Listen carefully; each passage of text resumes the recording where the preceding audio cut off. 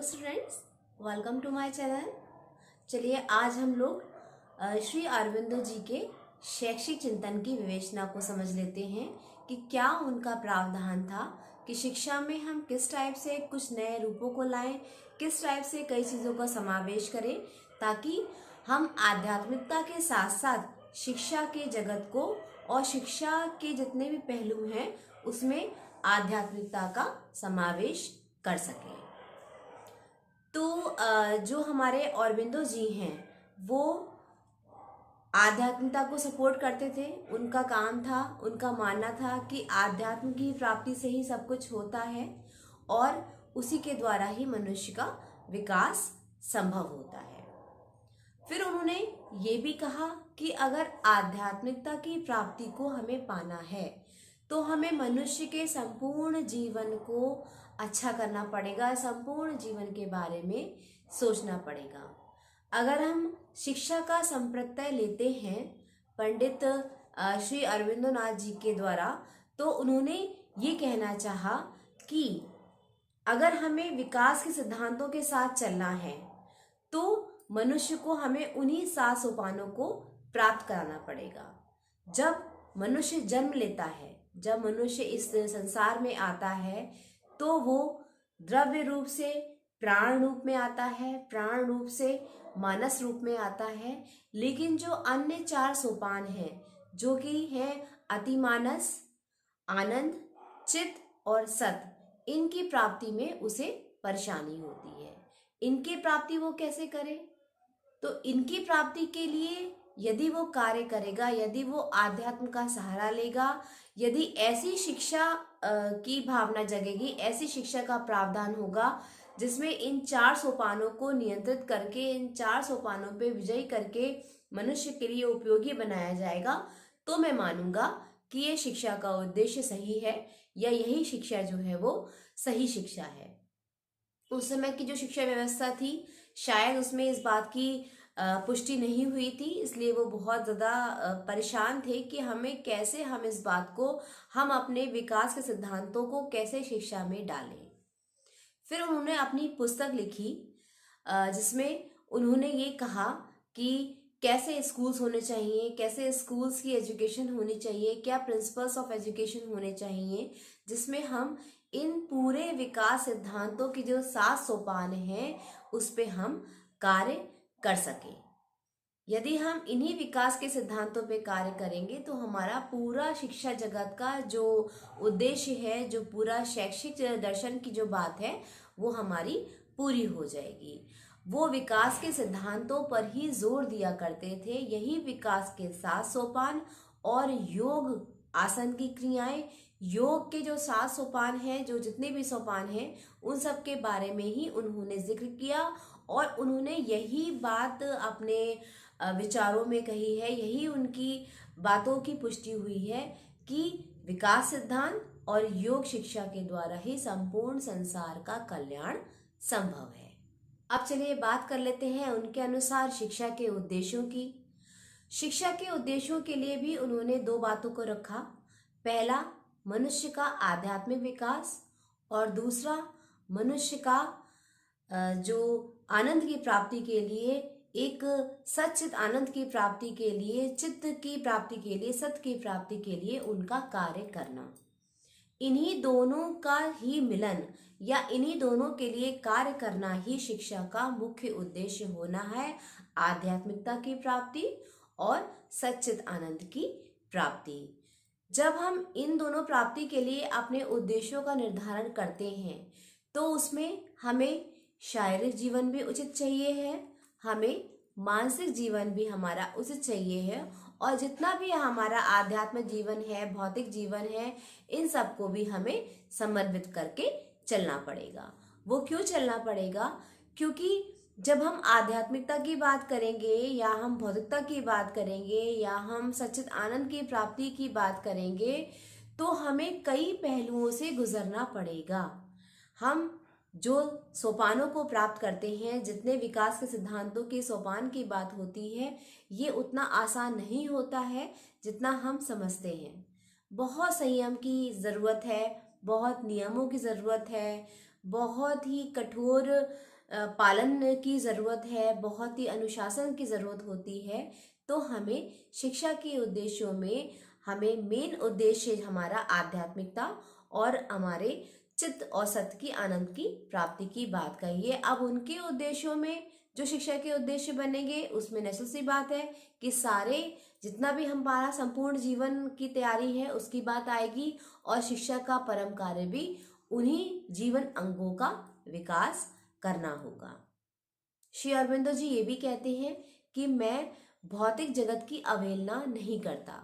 मैं जानता हूँ कि भौतिक जगत कुछ पाश्चात्य संस्कृति की बातें, कुछ पाश्चात्य विचारों को भी हमें अपने विचारों में शामिल करना पड़ेगा, क्योंकि अगर हमें कहीं से कुछ अच्छा मिल रहा है, अगर हमें कहीं से कुछ सीखने को मिल रहा है, कोई एक उचित उपयोग की चीज़ हमें मिल रही है, या कोई एक सद्गुण की बात हमें समझ में आ रही है, तो उसको लेना खराब नहीं है। मैं ये कहूँ कि मेरा जो सर्वांग योग दर्शन है वो बिल्कुल सर्वोपरि है, मेरे दर्शन में ही सब कुछ है, किसी और के दर्शन से मुझे कुछ नहीं सीखना है, मैं कुछ नहीं जानता कि क्या चीज़ें होती हैं, तो मैं ऐसा बिल्कुल नहीं कह सकता। हमें कुछ अच्छा करने के लिए, कुछ नवीन विचारों को शामिल करने के लिए, कुछ इनोवेट करने के लिए हमें अन्य विचारों का भी समावेश करना पड़ेगा। इसलिए मैं किसी की संस्कृति को बुरा नहीं कहता, किसी की सभ्यता को बुरा नहीं कहता। अगर हमें कुछ उनसे अच्छा सीखने को मिलता है तो हम उसे सीख सकते हैं और अपने शिक्षा के उद्देश्यों में भी शामिल कर सकते हैं। चलिए अब बात कर लेते हैं शिक्षा की पाठचर्या की। श्री अरबिंदो जी ने शिक्षा के उद्देश्यों के 5 उद्देश्यों को शामिल किया, जिसमें उनका मानना था कि हमारा जो शिक्षा के उद्देश्य हैं उसमें 5 उद्देश्य हैं: भौतिक, मानसिक, आध्यात्मिक, आंतरिक और हमें समन्वित रूप को शामिल करना। इन 5 रूपों को उन्होंने बताया। अब प्रश्न ये उठता है कि इन 5 जो शिक्षा के उद्देश्य हमारे बन के आए उनके लिए पाठचर्या का जो स्वरूप है वो बहुत ही बड़ा होना है, क्योंकि जब हमें इन 5 चीज़ों को शामिल करना है, इन 5 चीज़ों का विकास करना है, तो हमारी पाठचर्या का भी वाइड होना बहुत ज़रूरी है। हमारी पाठचर्या में भी कई बातों का होना बहुत ज़रूरी है। इसलिए वो कहते थे कि पाश्चात्य चीज़ों की गुणों को भी शामिल करो, योग की जो क्रियाएं हैं उनको भी शामिल करो, जितने भी आध्यात्मिकता के गुण हैं उनको भी शामिल करना है। भौतिक संस्कृति, भौतिक विषय, आध्यात्मिक संस्कृति, आध्यात्मिक विषय, जब इन सब का हम समावेश अपनी पाठचर्या में करेंगे तो हम शिक्षा के उद्देश्यों को अच्छी तरीके से समन्वित कर सकते हैं, शिक्षा के उद्देश्यों को अच्छी तरीके से प्राप्त कर सकते हैं। श्री अरबिंदो जी विकास के सिद्धांतों के समर्थक थे और विकास के सिद्धांतों को ही प्राप्त करने के लिए कार्य किया करते थे।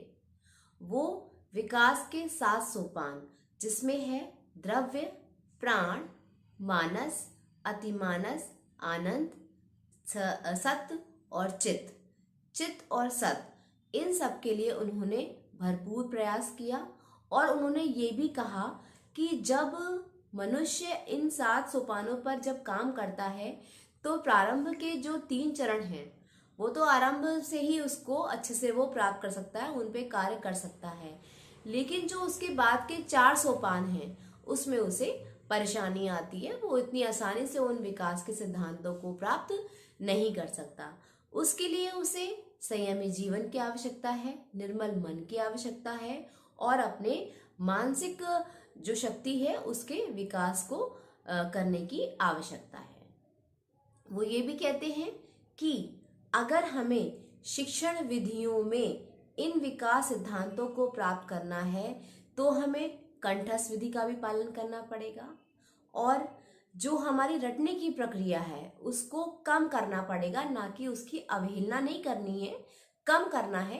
कहीं कहीं पे जो रटने की पद्धति है वो भी बहुत काम आती है, कंठस्थ है और रटने की जो प्रवृत्ति है वो भी काम आती है।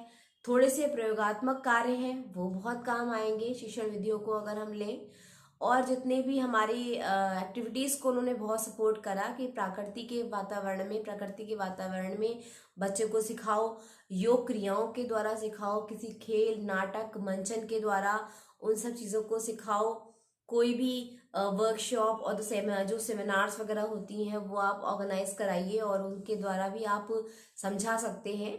मतलब सारी शिक्षण विधियों को उन्होंने सपोर्ट कर दिया। कहा कि विकास के सिद्धांतों के लिए हमें जिस विधि से जो हमें प्राप्त हो रहा है, जो विधि से बालक आसानी से इन विकास के सिद्धांतों को प्राप्त करने में उसको सहायता मिल रही है, तो वो विधि आप जरूर अपनाइए, क्योंकि हर विधि बालक के लिए महत्वपूर्ण है। सवाल का जवाब हमें तब मिलता है जब हम ये देखते हैं कि बच्चा किस विधि से अच्छा सीख रहा है। सारी विधियां अपने आप में बहुत ही ज्यादा खास हैं। अब हमें केवल एक्शन लेने की जरूरत होती है कि किस जगह पे कैसी विधि हमारी इस्तेमाल होकर हम उन विकास के सिद्धांतों को पा सकते हैं। उन्होंने ये भी कहा कि बच्चों के जो जीवन है उसको सादा, सिंपल, संयमी रखिए, कुछ मार्गदर्शनों का विकास करिए, अच्छे अच्छे थॉट्स लाने की कोशिश करिए, ऐसा एनवायरनमेंट बनाइए ताकि बच्चा क्रिएटिव हो सके। बहुत सारी बातों को उन्होंने अपने अंदर अपनी बातों में कहना चाहा। अब चलिए बात करते हैं कि श्री अरबिंदो जी के अनुसार अनुशासन कैसा होना चाहिए था, कैसे अनुशासन को वो सपोर्ट करते थे। तो उनका मानना था कि अपनी स्वेच्छा से कर्तव्य पालन की इच्छा ही सच्चा अनुशासन है। यदि हम अपने अनुशासन से, अपनी स्वेच्छा से अपने कर्तव्यों का निर्वाह करते हैं तो वाकई में वो सच्चा अनुशासन है। अनुशासन हमें किसी से सीखने की जरूरत नहीं होती है, ना ही हमें कोई अनुशासन की परिभाषा बता सकता है। ये हमारी खुद की इच्छा है, ये हमारे खुद के गुण हैं, ये हमारी खुद की एक दृढ़ प्रतिज्ञा है कि हमें कैसे कर्तव्यनिष्ठ होकर अपने काम को करना है। तो जब हम अपने स्वेच्छा से, अपने इंद्रियों के द्वारा, अपने अच्छे मन से अपने कर्तव्यों का पालन करेंगे तो वही हमारे लिए सच्चा अनुशासन है। सच्चे अनुशासन के बारे में उन्होंने कहा कि जो दंड की व्यवस्था होती है, जो बच्चे अनुशासित नहीं होते हैं उनके लिए दंड की जो हम लोग अरेंजमेंट्स करते हैं, पनिशमेंट देते हैं, पेनाल्टीज डालते हैं, वो नहीं होनी चाहिए है। जितना उसके अंदर स्वेच्छा की भावना जगाएं, जितना उसे अपने अंदर की जो क्रियाएं हैं, जो उसके अंदर के जो गुण हैं, उसके द्वारा जितना वो अपने कर्तव्यों का पालन करेगा वही सच्चा अनुशासन माना जाएगा। इस पे किसी का कोई जोर नहीं है। किसी के अनुशासन की बात को आप उस पे दबाव के रूप में नहीं डाल सकते, उसके ऊपर आप उसको प्रेशर नहीं डाल सकते हैं। अब चलिए बात करते हैं श्री अरबिंदो जी के अनुसार क्या उनकी शिक्षा की क्या व्यवस्था होती है और कैसा उन्हें शिक्षक चाहिए है, मतलब कैसा शिक्षक होना चाहिए हमारे बच्चों के लिए। तो श्री अरबिंदो जी ये मानते हैं कि शिक्षक ऐसा नहीं है कि सारे उसको बातें बच्चों के अंदर लाके उसे ट्रेंड कर दे, उसके अंदर सारे अच्छे गुणों को समाहित कर दे। शिक्षक सिर्फ बालक का मार्गदर्शक होता है, एक पथ प्रदर्शक होता है, जो उसे केवल राह दिखा सकता है कि आपको कैसे ज्ञान प्राप्त करना है, किस टाइप के विचारों को आपके अंदर लाना है, क्या आपके लिए सही है, क्या आपके लिए गलत है, कैसी बातों से आपका विकास होगा, कैसी बातों से आपकी अवनति होगी। सिर्फ एक मार्गदर्शक के रूप में वो शामिल है शिक्षा के पाठचर्या में, शिक्षा के जितने भी प्रावधान है उसमें, क्योंकि मार्गदर्शक ही हमें बताएगा कि हमें क्या करना है, कैसे करना है। अब फाइनल डिसीजन तो हमारा होगा ना कि हमें क्या करना है। हम अच्छी बातें किसी को कहते रहें, अच्छी बातें जो बच्चों को हम बताते रहते हैं कि बेटा आप ऐसे करो, आप ऐसे करो, आपको ये सही है, आपको वो सही है, तो हम तो मार्गदर्शन कर रहे हैं उसका। अब बच्चा क्या चाहता है, उसके मन में हमारी बातों का क्या असर पड़ा, वो बात मेन होती है। तो शिक्षक बालक का मार्गदर्शक है, तो मार्गदर्शन वाला जो व्यक्ति है वो इतना प्रभावशाली हो, इतनी इम्प्रेसिव उसकी पर्सनालिटी हो, इतना उसके अंदर एक अट्रैक्शन हो, इतना उसकी बातों में जोर हो, इतना वजन हो उसकी बातों में कि बच्चा उसकी बातों से प्रेरित हो, जो वो मार्गदर्शन कर रहा है उन सब की बातों को वो समझना चाहे, उनसे इतना ज़्यादा इंस्पायर्ड हो जाए कि वो अच्छे ज्ञान की प्राप्ति में आगे बढ़े। वो सही पथ प्रदर्शक जो अब उसे मिला है, अगर उसके लिए वो काम कर रहा है, एक मार्गदर्शक के रूप में शिक्षक काम कर रहा है, उसकी पर्सनैलिटी से वो इतना ओतप्रोत हो जाए कि वो उन सब के बारे में, उसके अनुसरण को वो पालन करे, उसको फॉलो करे। जो शिक्षक की एक जो रोल है बच्चे की जीवन में, वो एक इम्प्रेसिव, एक बहुत ही अट्रैक्टिव, एक बहुत ही ज्ञानवर्धक, एक बहुत ही ज्ञानवान, निष्ठावान, मूल्यवान व्यक्ति के रूप में शामिल किया गया है। ऐसा पथ प्रदर्शक जो बच्चों को इतना ज्यादा पॉजिटिव सोच दे, इतना ज्यादा एनर्जी दे पॉजिटिव, कि बच्चा नकारात्मकता को सोच ही ना पाए। अब शिक्षार्थी यानी कि विद्यार्थी के लिए श्री अरविंदो जी क्या कहते हैं? तो श्री अरविंदो जी का ये मानना है कि विद्यार्थी के जितने भी गुण हैं, विद्यार्थी की जो योग्यताएं हैं, विद्यार्थी की जो बातें हैं, उसकी अवहेलना मत करो, क्योंकि हर बच्चा अपने में बहुत ज़्यादा खास होता है। हर बच्चा अपने में बहुत ज़्यादा एक योग्यता को धारण करता है। मैं ये नहीं कहता कि किसी को कला में रुचि है तो उसे वैज्ञानिक बना दो। मैं ये नहीं कहता कि विज्ञान में रुचि है तो उसे कलाकार बना दो। मैं ये नहीं कहता कि खेलकूद गलत होते हैं, कुछ भी गलत नहीं है। सब बच्चे की प्रवृत्ति पे निर्भर करता है। जीवन की जितनी भी क्रियाएं हैं, जितने भी हमारे शौक हैं, जितने भी विषय हैं, सब बालकों के लिए हैं, सब बालकों से हैं, सब बालकों द्वारा ही आगे बढ़ेंगे। तो बच्चे के ऊपर प्रेशर मत डालिए। उसे जो विषय चुनना है, उसे जिस लाइन में आगे जाना है, उसे जिस तरीके से अपने विकास की बात करनी है, उसे उस तरीके से अपने विकास की बात के लिए आगे बढ़ने दीजिए। उसको प्रेशराइज बिल्कुल मत करिए, क्योंकि हर बालक का अपना एक स्वभाव होता है और हर स्वभाव का आपने उसका आदर करना है, उसका सम्मान करना है, उसको आगे बढ़ाओ, उसको प्रोत्साहित करो, ना कि उसे हतोत्साहित करो। इनकरेज नहीं करना है हमें, उसको इनकरेज करना है हमें, डिस्करेज नहीं करना है। हमेशा पॉजिटिव सोच के संग उसको सामने उसकी राह दिखाओ, उसकी तारीफ करो और कुछ अच्छा करता है और उसे आगे बढ़ाने के लिए हमेशा तत्पर रहो।